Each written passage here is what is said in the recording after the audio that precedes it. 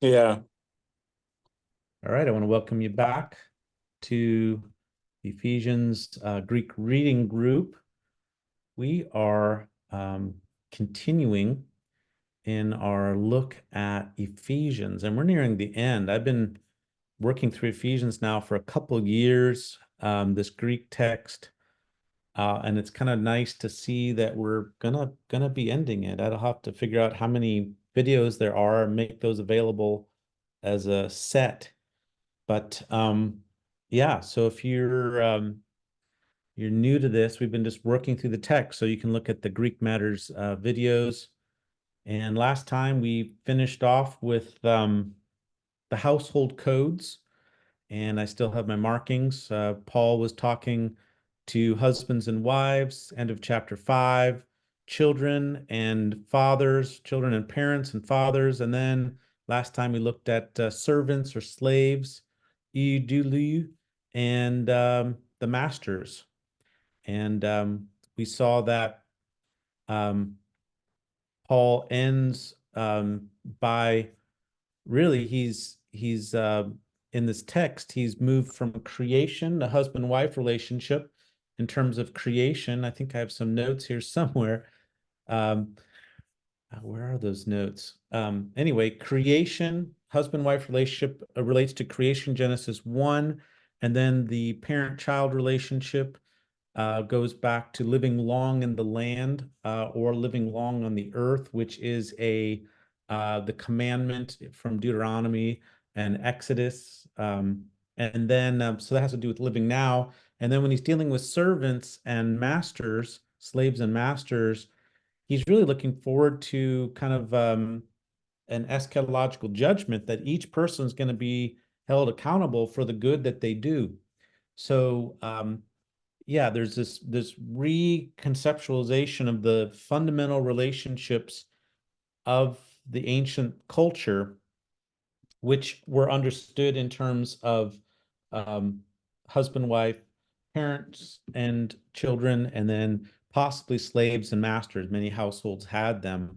So, Paul, this was a common topic in ancient discourse, in terms of household management and politics. The household was the core unit of a society, a city. And so there was a great concern to organize the basic unit of the political body, which was the household, to organize that well, to conceptualize it well. And so, we might wonder, why does Paul spend so much time on these core relationships? According to the Greco-Roman society, well, there's also something core about them in terms of biblical society, although the master-slave relationship, that's not a part of what God wants from his people. But in the present circumstance that Paul was writing within, this was a common reality. And how do you put an end to slavery? Well, you can't. You can't, because this was not a democratic society. Um, there was no voting this way or that way.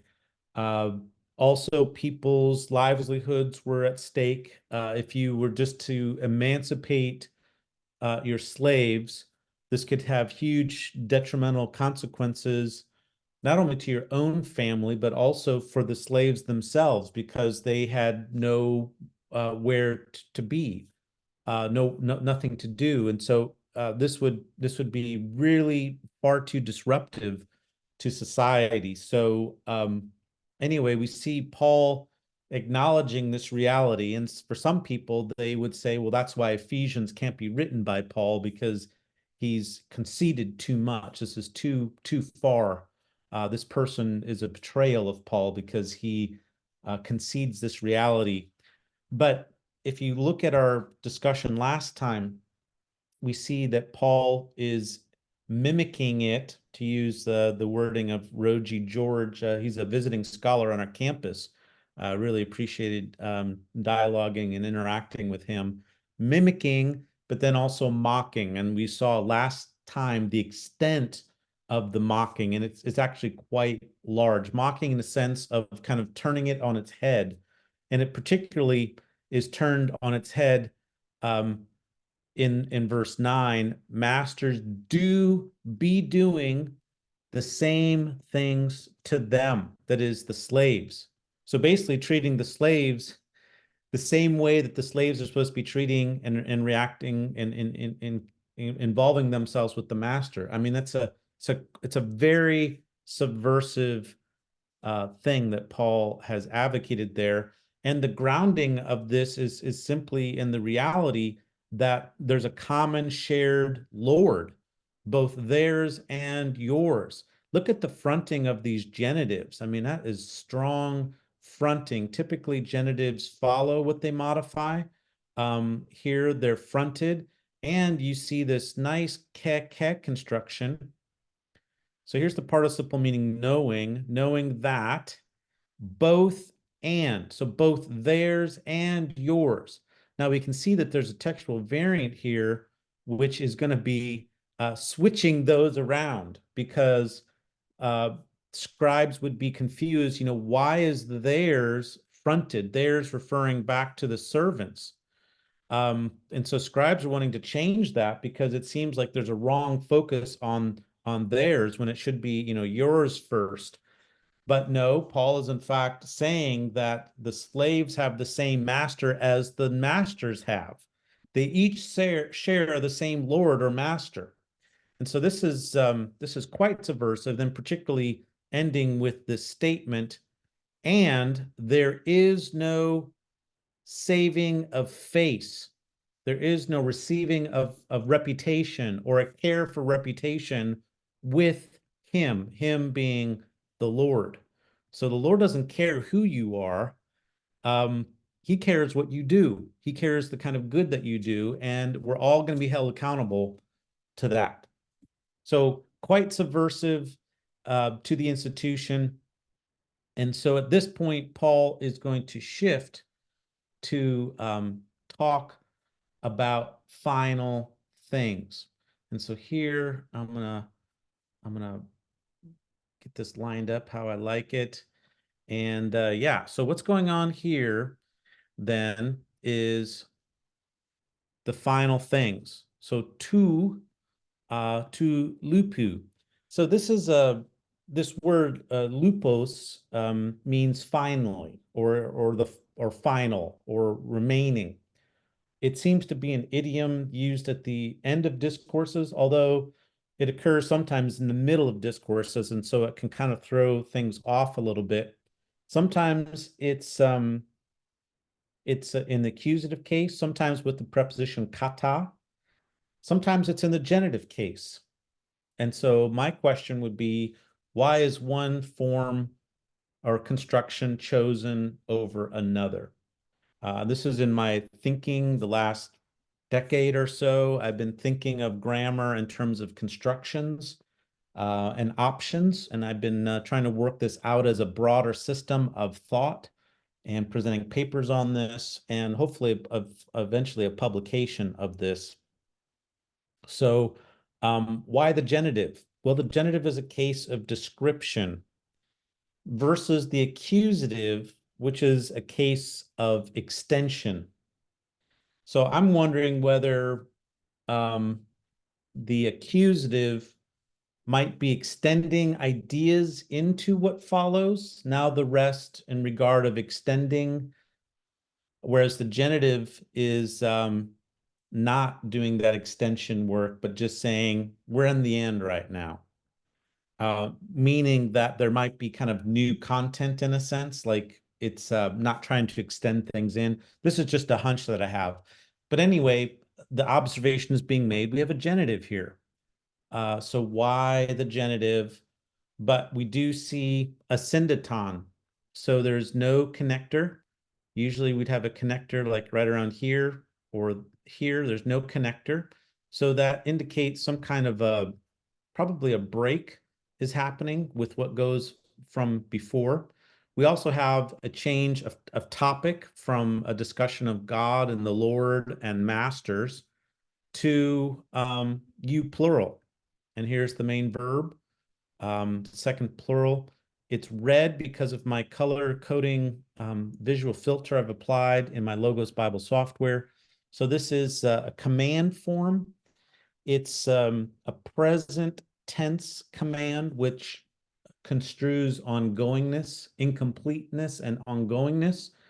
It's got a prepositional affix, the N on the front, which is construing this idea of power, of being strong, um, um, in, and it's really kind of targeting the locus of the power, um, in the Lord, and then in the power of his might. So you have two prepositional phrases which are linking back to this in. It's almost like Paul really wants us to understand where our power comes from,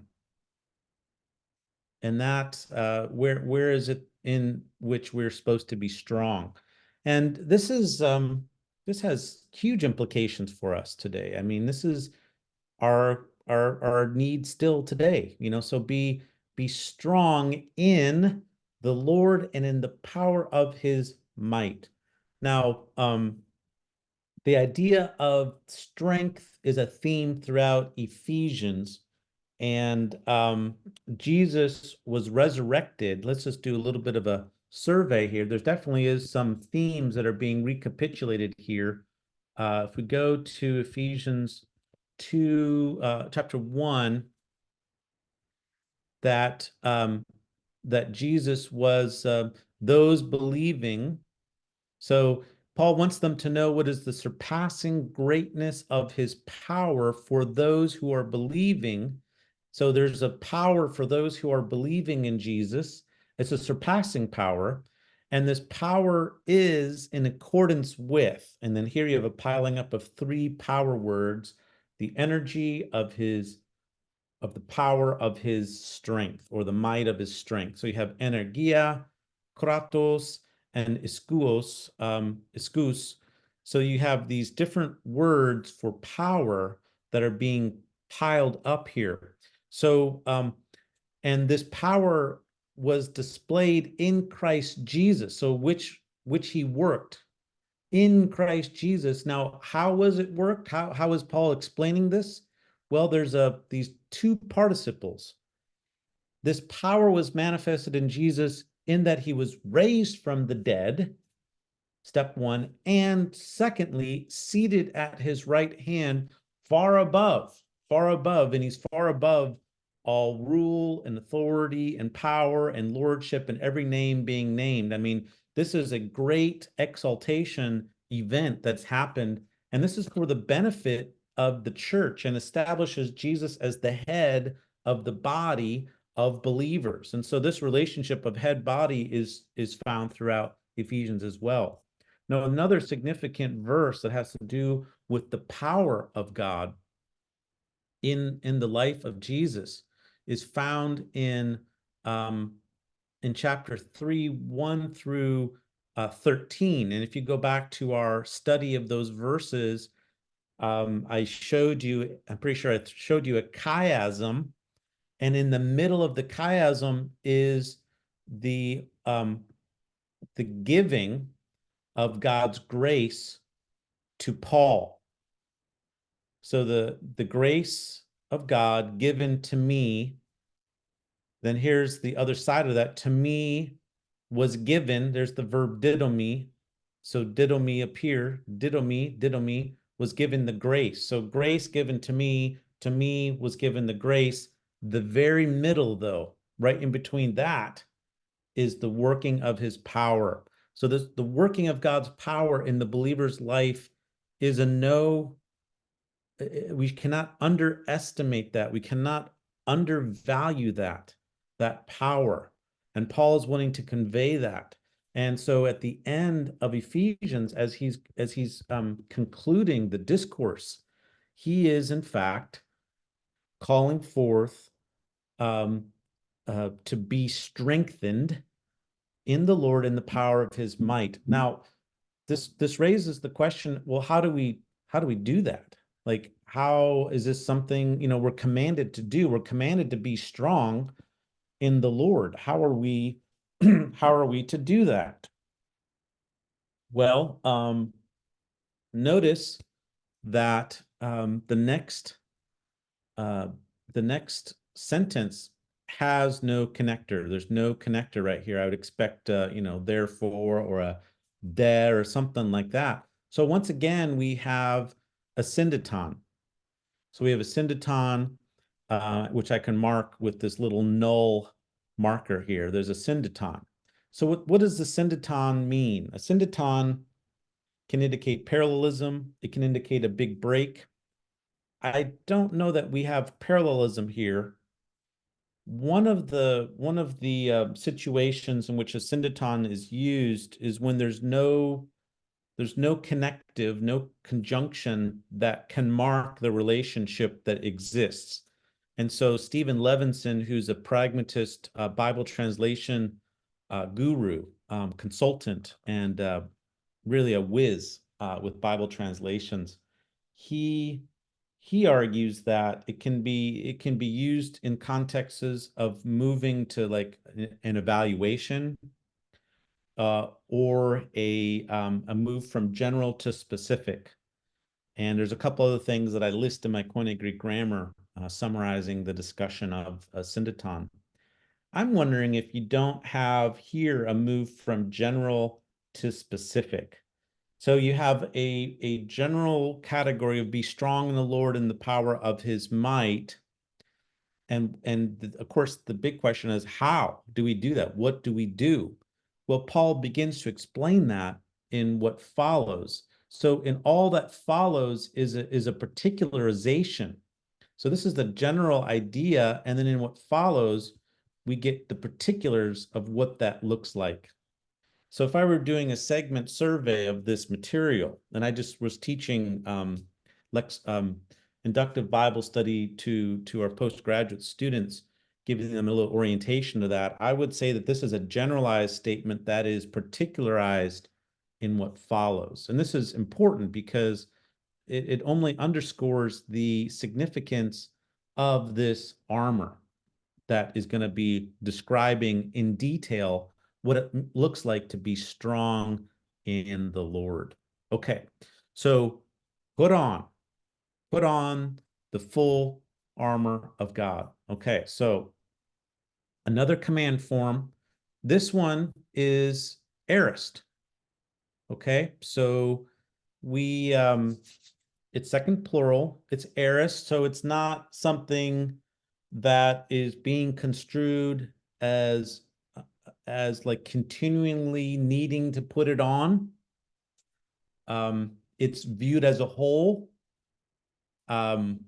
So the event of putting it on is just viewed as a whole entity. Like this is something we're supposed to do. I guess we're always supposed to be wearing it in a sense. Yeah. Okay, so someone does make a note back about two lupu that BDEG says the two lupu normally means from now on in the future, as Paul uses it in Galatians 6:17. Um, yeah, but then in 6:10, BDEG, our lexicon says, finally bringing the matter to a conclusion. Um, yeah. Yeah, so there is some interesting stuff here for us to think about, going back to that point. Okay, so put on, this is a term of dressing. So we're donning this armor, and it's the full armor. It's the panoplia. Pan is construing inclusive scope, and the opleon has to do with the armor. And God is, this is the ownership. This is God's armor that we're putting on. Now there's a purpose construction here, and I'm going to do a little bit of semantic diagramming that is layering what modifies what. And so this is a purpose construction here. This is prosto dunaste umas stene. The preposition with the accusative case subject of the infinitive, this is construing purpose. Okay, so this is a goal right here. So the means of the purpose, the means is wearing the armor of God, and the goal is stated right here, to be able to stand against. And then here we have the object of the standing against, namely the methods, the schemes or methods of the devil. Now, what methods are these? What schemes? It's in the plural, so that's significant. Uh, from my experience, the devil doesn't just use one tactic, he uses many tactics. One of the tactics that he definitely uses is found back in Ephesians 4:12, where the gifted leadership of the church, the apostles, prophets, evangelists, shepherds, and pastors, are given for specific purposes, which are found in 12: mending of the saints, the works of service, and the building up of the body of Christ. And then these are also in this extended temporal goal of being unified around an understanding of Jesus as Son of God, the perfect man, and the fulfillment, the maturity standard, really the setting the standard, the measure of maturity, namely Jesus. And so as the body is growing into Jesus and understanding him and having faith in him in all these capacities, this has a negative purpose, that is a purpose in order that something wouldn't happen. So, when we grow in the Lord, there's often, we need to think about the alternatives. If we're not growing in the Lord, there are alternative realities that start getting going. And I would say a default reality for us, if we do nothing, is explained in verse 14, and that is that we're infantile, we're children, and we're thrown and tossed about by every wind of doctrine and teaching of people, human level teaching in deceitful scheming.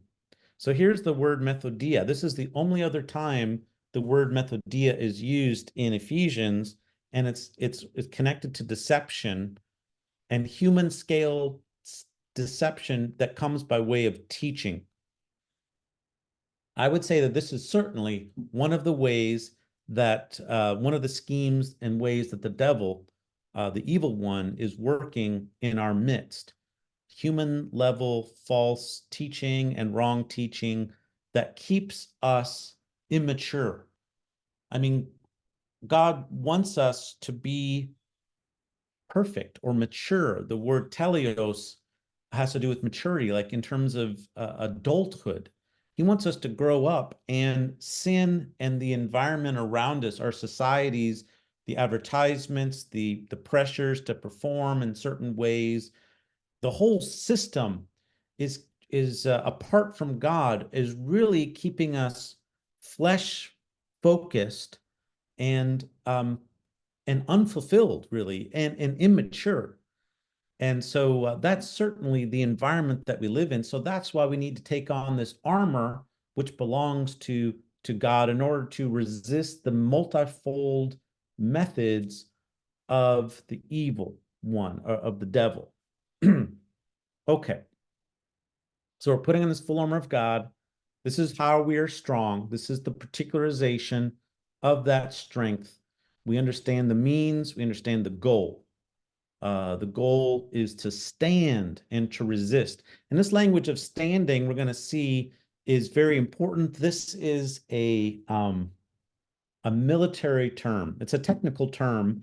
When you're wearing armor and you're talking about a soldier, this was a virtue of the military, of the Roman military, was to stand.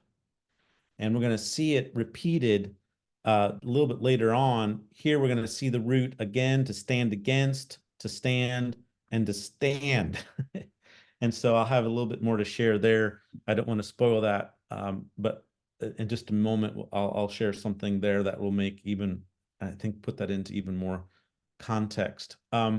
Okay, so first we have to deal with this next statement in verse 12, because, because. So this because clause is is going to set up a uk Allah construction, a not this but this. And what I'm doing here is just aligning the Greek text because there's a lot of repetition here. We have a list, and I need to erase these circled things there, but we have a list of different things against which we are standing. And let's see if I can get this lined up a little bit over here. Make this a little bit smaller so we can see that. So we can see that we are not our struggle. Okay, so here's the subject. Let's start to do some little bit of marking here. The struggle for us. This is a dative of possession that's fronted. Now that's interesting. That again, possession in Greek can be indicated many different ways. We have a construction option made here, and it's a dative case. In my Koine Greek grammar, I speculate, I think it's more than speculate, I posit that the dative of possession is indicating a personal locative ownership. That's by virtue of the nature of the dative case. And then also this word pale. If you look up pale in the lexicons, it is a wrestling match. It is it's a close combat quartered attack. So this is kind of this is interesting, and this is affecting all of us. This is our struggle. Okay, so our struggle as a you plural, but as individuals. So there's a corporate and individual dimension to this. Paul says it's not against flesh and blood. Okay, it's not against flesh and blood. So here's the negative. It's not this, but rather this. Okay. So it's not blood and flesh. So our struggle is not human scale in the sense that we are drawing blood and fighting against the flesh. Rather, there is a description then, the correction, the Allah part of it is seen then in what follows. So what I'm doing here is putting some modification here. There's an escalating list of entities. It's escalating in the sense that as we move from the first entities to the next ones, it's becoming more and more elaborated, and I think we're dealing with higher levels of manipulation or entities working at higher levels against which we're struggling, and we have to kind of understand this. So is Paul describing a kind of spiritual warfare? I think so. I think there is definitely a context of spiritual warfare going on here, but we have to understand the different levels of these and to contextualize it, right? Because earlier, Paul does talk about the environment in which we live, and so we need to understand that environment. So if you go to Ephesians 2:2, he says, you used to live according to the age of this world, you used to conduct yourself in correspondence to. Kata means like a correspondence. It's correlating and corresponding one thing with another. It's setting a standard, and you used to live according to this broad age. Now, interestingly, there's two kata expressions here, and the second one is the one that I've spent a lot of time researching. I actually have a published essay on this. Be glad to share this with anybody. It's hard to get to essay just because it's published in a volume. I don't know if I can't remember if it's Brill or another press, but it's expensive book. So I can send you my essay. And so the question is who is who is this ruler of the authority of the air or prince? Well, typically people will say, well, it's obviously a spirit, the spirit now working among the sons of disobedience.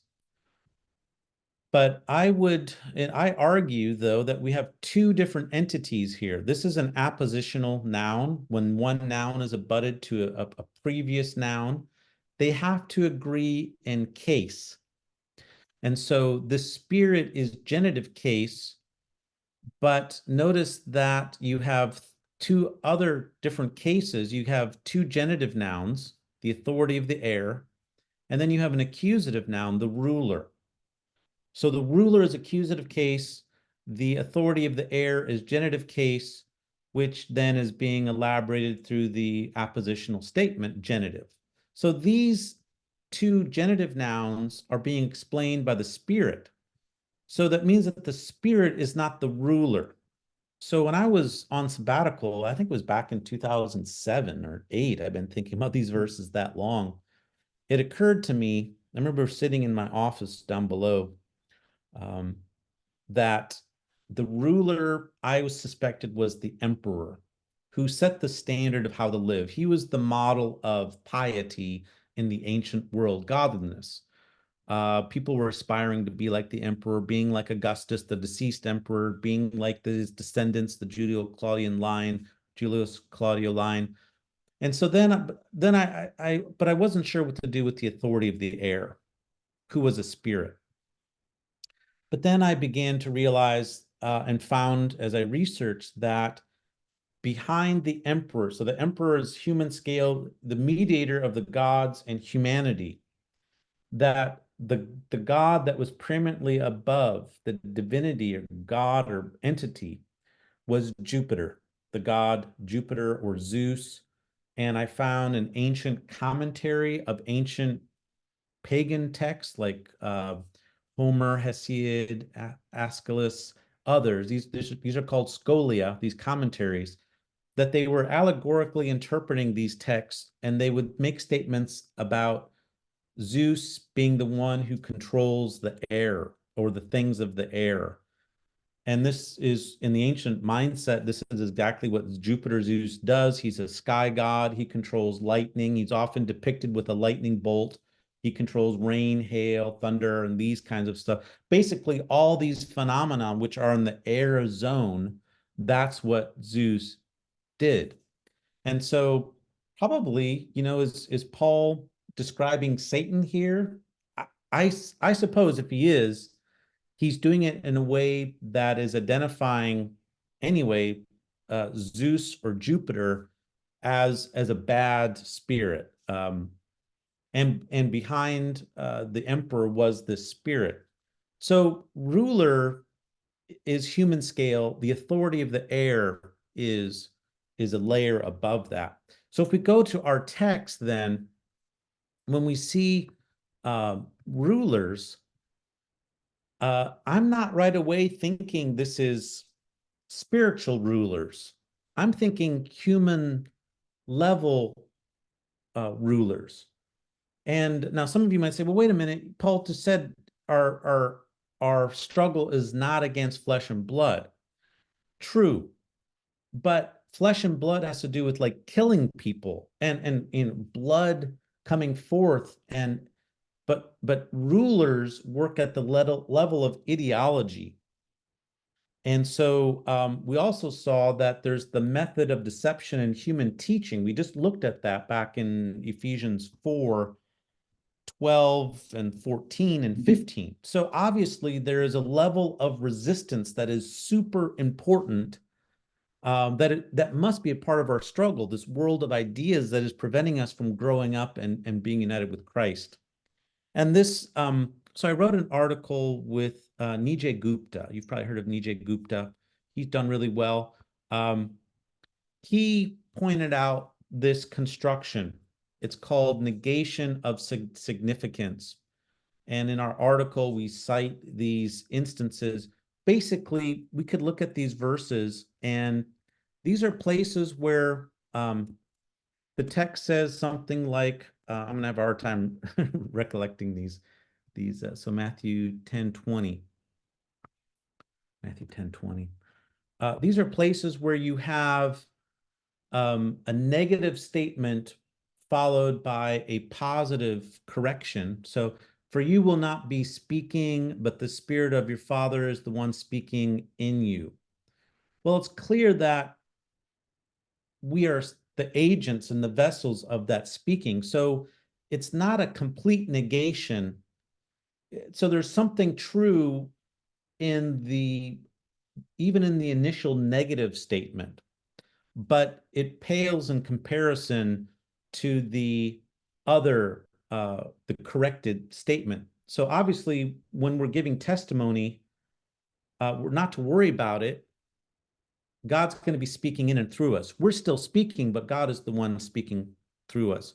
So there are these other instances where we can look at verses that speak to, that use the same kind of construction. So all I'm trying to say is that it can be both, that our struggle is not primarily against flesh and blood, or not at that level in terms of us killing people, but rather our struggle is against rulers in the sense that they can represent ideologies and convey realities and examples which are not ours to follow.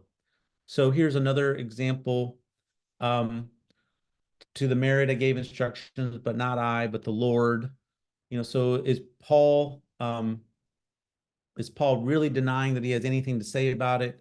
No, but he's adding that the Lord is the one that's the primary contributor. So these are some examples you can look at. So what I'm saying is, this is not an absolute denial that there's no human level struggle. I think there is. We struggle against the imperial ideologies of our day and our governmental systems. I mean, I think there is so much temptation for us to put our faith and trust and follow the governmental systems, which might be quite godless. And so we need to learn how to struggle, but we don't do it to the extent that we draw blood. All right. So, and we also, need to be careful about how we do this. And so those living in colonial settings know that, they got to be very careful how to resist their governmental structures. I mean, one of my doctoral students is living in Asia, and I won't even specify which one, but he wrote his dissertation looking at the political topoi of honor shame across Ephesians, and he didn't want it to be released because he is teaching in a way that will impact Chinese students, and he didn't want his thesis to be impeding any of that, because it has implications for how Christians relate to the governments around them. Okay, so authorities. This, I'm thinking, is a layer above human level rulers. We have the cosmokratoras. I think these are another layer of beings. So we're getting we're getting higher up in terms of the scale. And then we have the spiritual beings of evil, the spiritual things of evil in the heavenly realms. Now, at this point, we're not even sure what these are. There's a construction here that it's called a nominalization.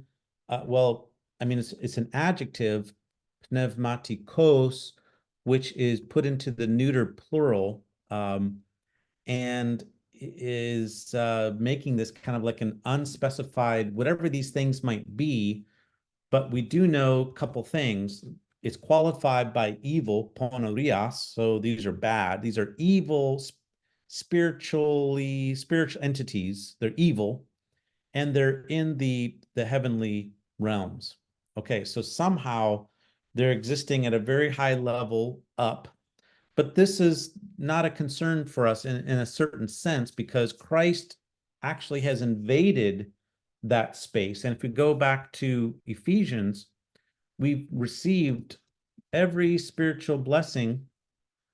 God has blessed us with every blessing spiritual in the epuranius, in Christ. So we have every special spiritual blessing. So these things can't affect us in a way, especially if we're wearing God's armor, right? If we're wearing God's armor, we're able to resist these things. But this is the nature of our battle. It's a very serious battle that we're engaged in.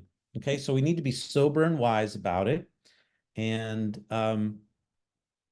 yeah, how do these things come at us? I mean, we could probably talk about it, different levels that we need to keep resisting the evil one and the methods that he uses. So the cosmokratoras, I think this is a reference to the planetary worlds, the planets, which in the ancient mindset were thought to be divinities. And this gets us into the realm of kind of magic and horoscopes and this kind of things, which, some people are still swayed by today.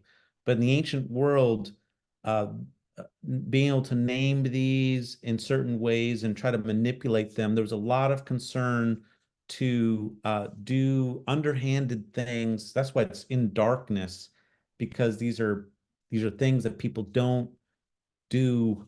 They weren't sanctioned to do, and really that's all that magic is magic was unsanctioned religion, often using the same kinds of appealing to the same kinds of divinities as the proper religion, although they did appeal to more of the dark underworld divinities, um, Neptune and Hecate and other divinities of the dark, Pluto and other divinities of the dark realms.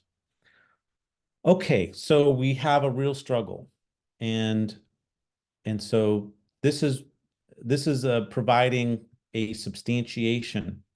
This is why we need to put on this armor, because we have this real struggle. On account of this, so here we have a pseudo connector in a sense. The diotuto is acting like a connector.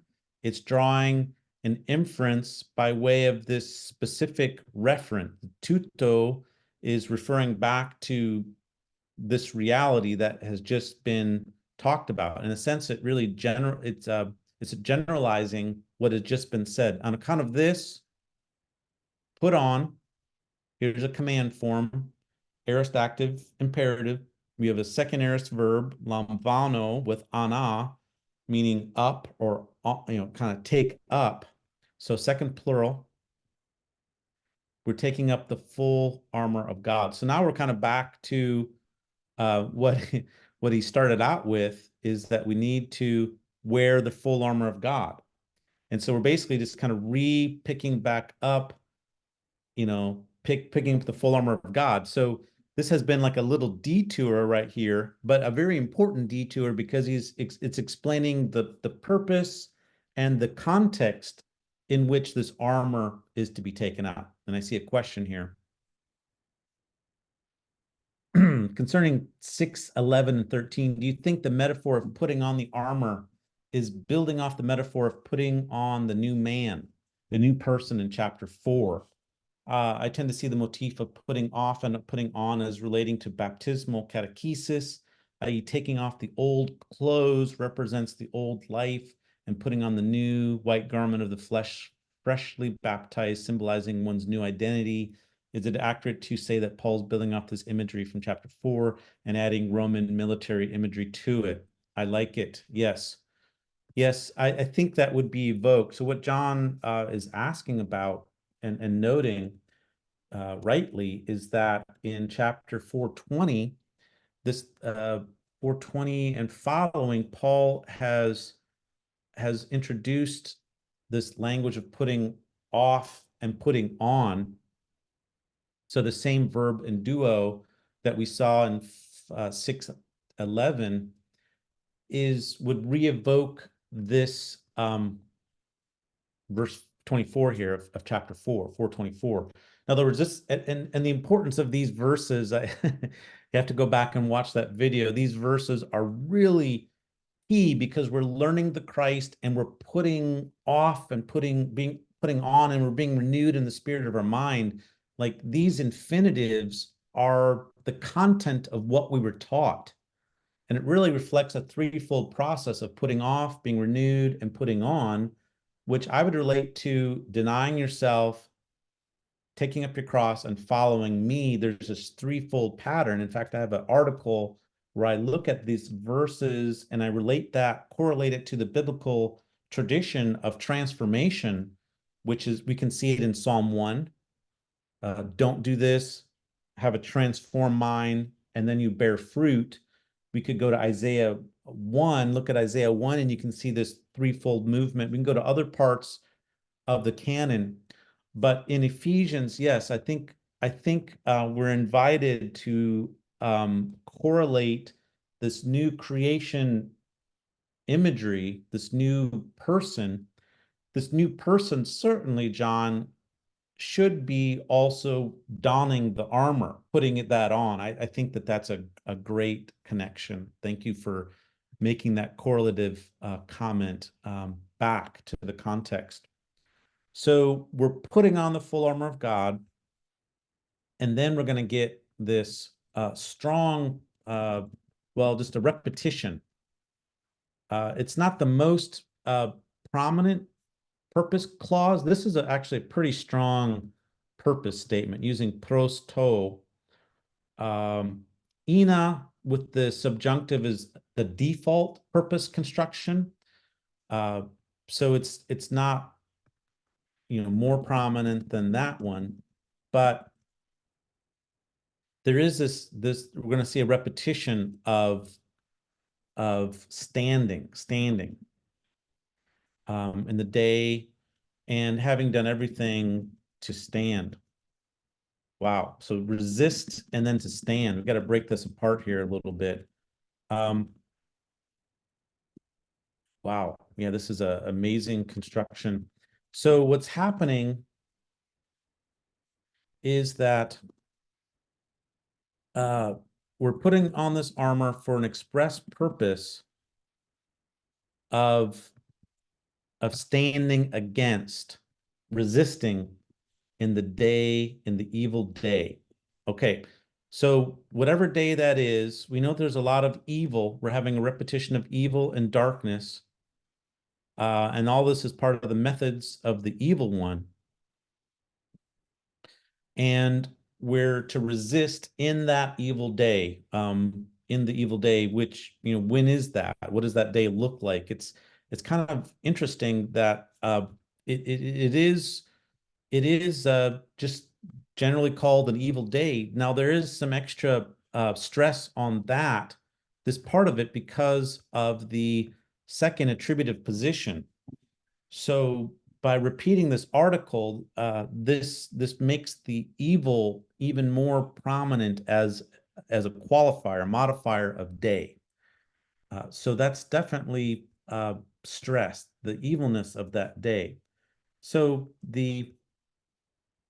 and then we have this kind of weird a qualifier, a pre-nuclear participle, procedural, I would say. It's directly abutted. So this is people call this a adverbial. I'd call it a circumstantial participle. It's directly abutted to the verb to stand, having done everything. And there's a lot of stress here. This should have some gray highlighting to indicate quantitative stress, having done everything. And it's not just panta, there's actually an additional marking, apanta, everything to stand, having accomplished everything to stand. Like, in other words, we're really digging in here to resist, to stand against. This verb, stand against, is the anti is to stand against.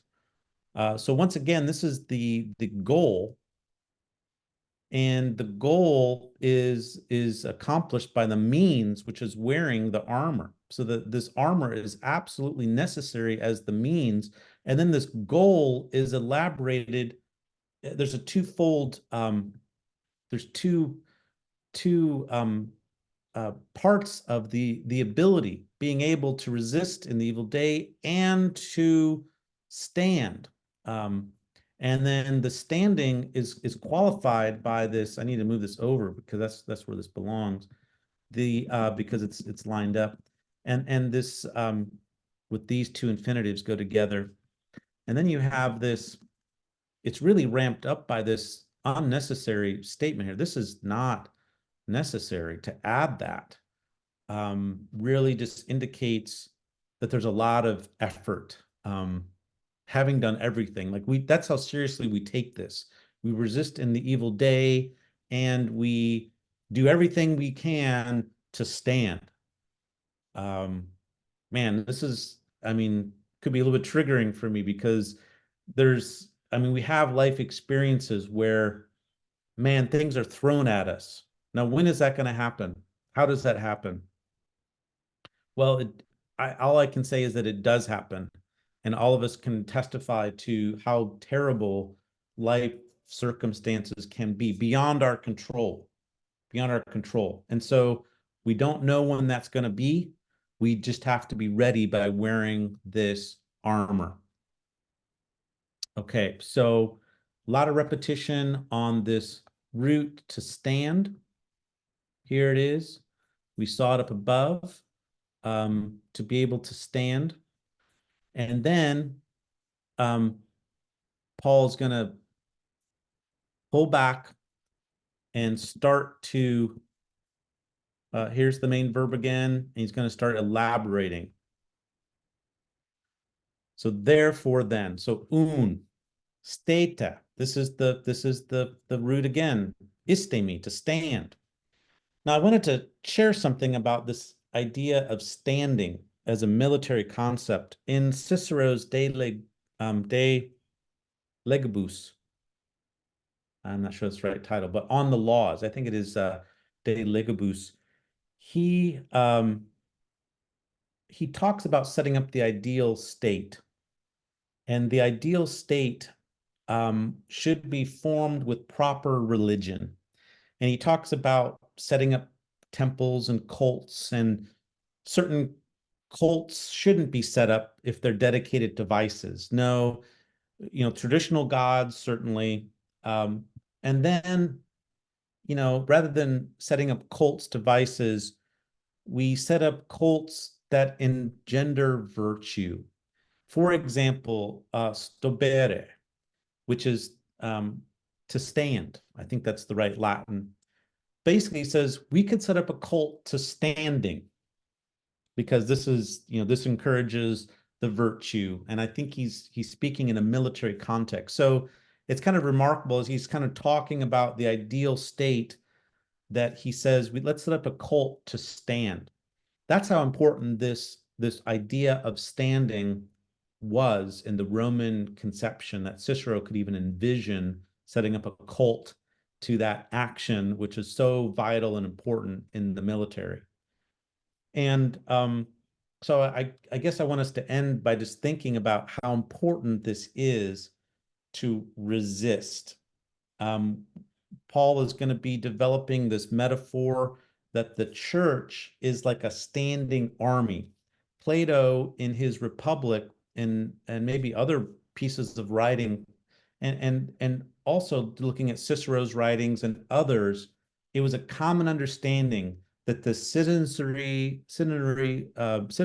of a state have this responsibility to take up arms to defend the city.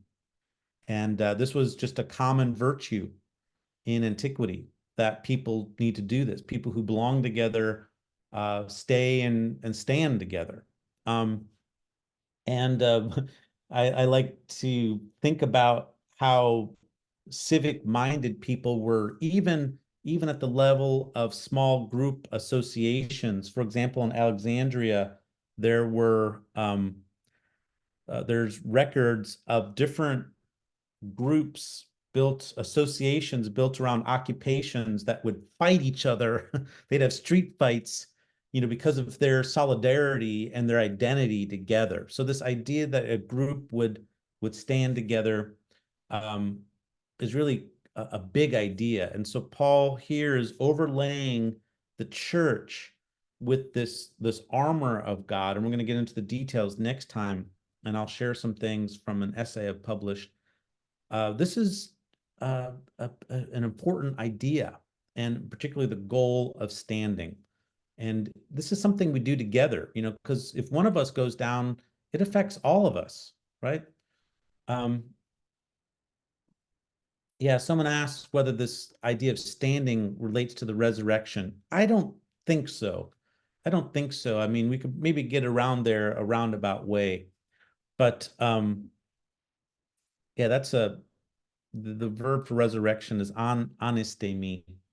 Um, yeah, I don't think so, but certainly the letter is framed by the resurrection and the power of Jesus, the ascension, and the power that comes from that. Certainly. So we can make a connection that this, we're going to see that the armor of God is really a messianic armor that is coming from Isaiah. And I would say that it's tried and true armor. It's an armor that Jesus wore, that Jesus successfully wore. And we're entering into, well, we live in the midst of conflict, and it's a real conflict.